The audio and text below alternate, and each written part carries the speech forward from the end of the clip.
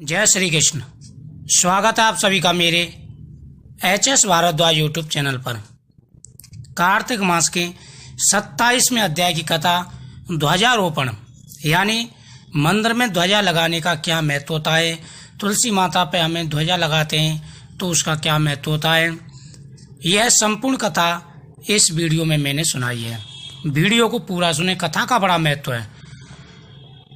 सूत जी कहते हैं कि ध्वजारोपण सर्व पाप हरने वाली पुण्यकारी विष्णु जी की प्रीति कारक अन्य व्रत सुने। यह ब्राह्मण क्षत्रिय बनिया शूद्र का दुख नाशक संसार को छुड़ाने वाला व्रत है। जो कोई विष्णु जी के मंदिर में उत्तम ध्वजा बांधता है वह पुरुष ब्रह्मादि हत्याओं से मुक्त हो जाता है। जो कोई 1000 भार सोना कुटुंबी ब्राह्मणों को देता है उसका फल ध्वजारोपण के आगे कुछ भी नहीं है। गंगा जी का स्नान, तुलसी का पूजन करके महादेव के लिंग का पूजन करें, ध्वजारोपण के समान ही है। कार्तिक शुक्ल पक्ष की द्वितीया को दंत शुद्ध करके नित्य कर्म करके विष्णु जी का पूजन करें। 2 स्तंभ में धाता विधाता को पूजे।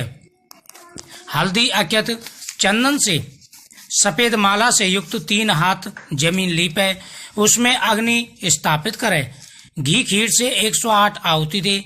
फिर राजा विष्णु युक्त नित्य स्रोत का पाठ करें। ध्वजा को विष्णु जी के मंदिर में ले जावे। स्तंभ युक्त ध्वजा विष्णु जी के द्वार में शिखर में आनंद से बांधे। चंदन पुष्प अक्षत धूप मनोहर अनेक प्रकार के नैवेद्य से विष्णु जी का पूजन करें। हे कमल नेत्र, तुम्हें नमस्कार है। तुम संसार को उत्पन्न पालन नाश करने वाले हो, ऐसे तुम्हें नमस्कार है। तुम्हारे मुख से ब्राह्मण, भुजा से क्षत्रिय, जंघा से बनिया और पाद से शूद्रों की उत्पत्ति हुई है। माया के संग से जिनको पुरुष कहते हैं, स्वभाव से निर्मल शुद्ध निर्जंजन भक्त वत्सल जनार्दन तुम्हें नमस्कार है। इस प्रकार स्तुति करके विष्णु जी को नमस्कार कर ब्राह्मण को भोजन करावे, दक्षिणा दे। पुत्र मित्र स्त्री इत्यादि से युक्त मौन होकर विष्णु जी की भक्ति में लगकर पारण करें। कोई उत्तम ध्वजारोपण करता है, जितने बार ध्वजा पवन में लहराती है उतने उसके पाप नष्ट हो जाते हैं। विष्णु जी के मंदिर में ध्वजा बांधने से महापापों से छूट जाता है। विष्णु जी के मंदिर में जितने दिन ध्वजा रहती है उतने ही युग 1000 वर्ष विष्णु जी की शारीरिक मुक्ति को पाता है। विष्णु जी की बंधी हुई ध्वजा को देख जो धर्मात्मा आनंद होते हैं, महापुण्य मिलता है। जो व्यक्ति मंदिर में ध्वजा बांधता है, जैसे जैसे ध्वजा लहराती है वैसे उस व्यक्ति के जीवन में सुख आता है। नारद से कहा, पाप नाशक करने वाला एक इतिहास सुने। पूर्वी सतयुग में चंद्रवंश में सुमत नाम सर्व लक्षण युक्त सदा हरि की कथा सुनने वाला, विष्णु जी की भक्ति में सेवा करने वाला, अहंकार रहित सप्तद्वीप का एकमात्र राजा था। उसकी स्त्री पतिव्रता थी, सत्यवती थी। दोनों स्त्री पुरुषों ने जल दान, तालाब, बगीचा, कूप बनवाई। सत्यवती रोज विष्णु जी के मंदिर में नित्य गीत का आनंद लेती थी। राजा ने भी द्वादशी के दिन मनोहर ध्वजा विष्णु जी के मंदिर में बांधी। इस प्रकार धर्मात्मा राजा और रानी भी देवताओं की स्तुति की। राजा और रानी के देखने के वास्ते शिष्य युक्त विधातक नामक मुनि आए। मुनि का आगमन सुन सुमति नामक राजा स्त्री सहित गया, विस्तार से हाथ पे सत्कार किया, फिर हाथ जोड़कर बोला, आपके आशीर्वाद से हम कृतज्ञ हुए। संतों का आगमन, संत लोगों का पावन आगमन तेज यश धन देने वाला है। महाराज, हमको आप आज्ञा दें, हम क्या करें? अत्यंत आनंदित मुनीश्वर नम्रता युक्त राजा को देख हाथ से स्पर्श कर बोले कि हे राजन, जो तुमने कहा सो तुम्हारे कुल का धर्म है। नम्रता से परम कल्याण होता है। धर्म अर्थ काम मोक्ष नम्रता से मिलती है। नम्रता से सब मिलता है। हे राजन, हम प्रसन्न हैं, तुम्हारा कल्याण हो। जो हम पूछते हैं सो कहो। विष्णु जी को प्रसन्न करने वाले बहुत तरह के पूजन हैं।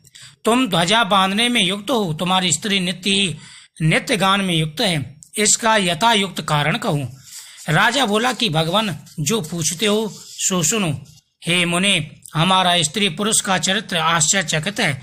मैं पूर्व मालिनी नामक कुमार्ग में रत सब लोगों का कल्याण करने वाला शूद्र था।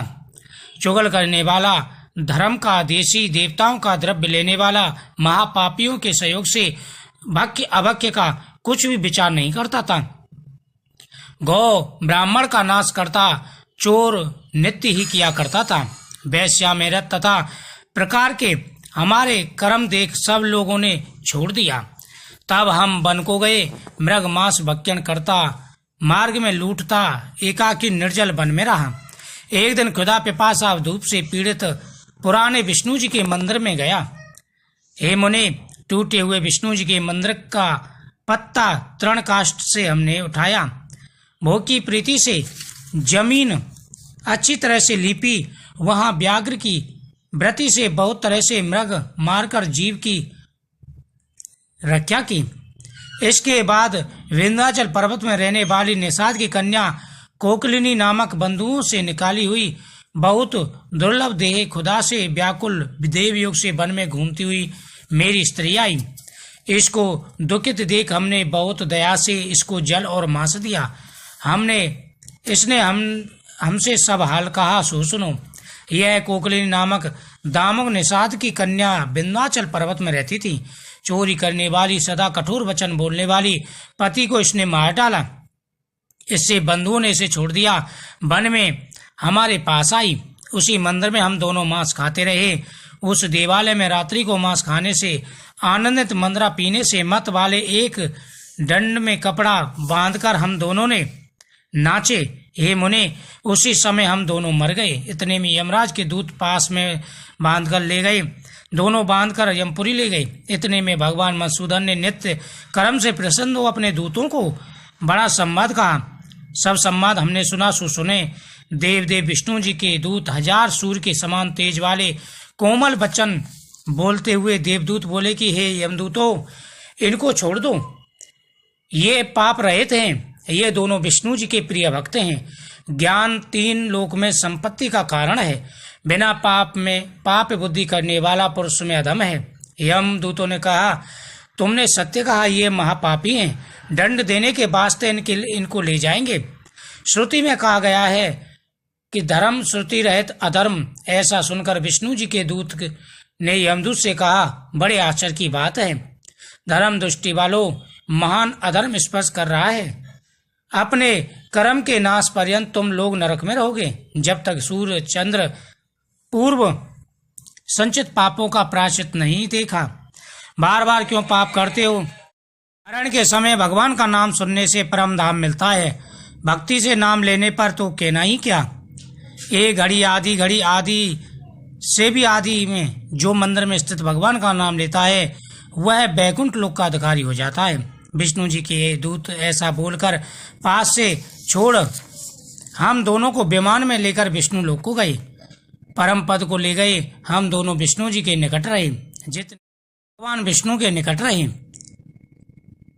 1000 शतकोटि वर्ष विष्णु जी के मंदिर में रहे। फिर विष्णु लोक में से हम ब्रह्मलोक में उतने ही दिन रहे। पर हे मुनि, फिर पृथ्वी में राजा हुए। यही भी विष्णु जी के आशीर्वाद से अतुल संपत्ति मिली। अंचित से करने इस प्रकार से फल मिलता है। भक्ति से विष्णु जी का पूजन करने से कल्याण मिलता है। भिंडाटक नामक मुनि इस प्रकार सुन के राजा की सराहना करके तपोवन को चले गए। पाप नाश करने वाले इस इतिहास को जो भी सुनता है, उसकी सभी मनोकामनाएं पूरी हो जाती हैं। जो भी व्यक्ति भगवान विष्णु की इस कथा का श्रवण करता है और मंदिर में ध्वजा बांधता है, उसके सभी जन्मों के पाप नष्ट हो जाते हैं। प्रत्येक मनुष्य को यह कार्य करने चाहिए और द्वादशी के दिन ध्वजारोपण करना चाहिए।